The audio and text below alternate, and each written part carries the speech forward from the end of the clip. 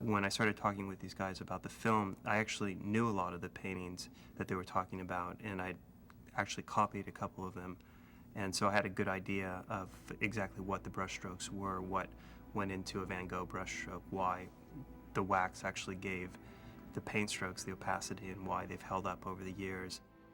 The difference was we had paintings that were moving, and that presented certain problems, as one could imagine. How do you compose? How do you choreograph a composition? How do you make it move from one end to another as the camera moves and still make it look like a 19th century painting?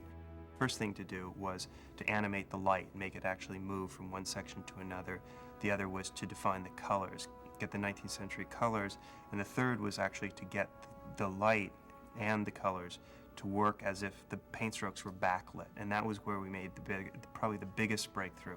It was when we realized that film isn't like paint. It's not gonna have light bounce off of it the way a painting would, and so we needed to make it much more translucent, much more like stained glass windows, which was exactly what Vincent was pushing for. He wanted the religious quality of those intense blues and reds and deep purples, as if it were being backlit, as if it were almost illuminated. And suddenly we realized that we could have the compositions, we could have the colors, still having the feeling of a painting, but actually have it look like film, have it look like a three-dimensional world that was made out of paint. It's your world! Yeah! Woo! Look at it go! Woo!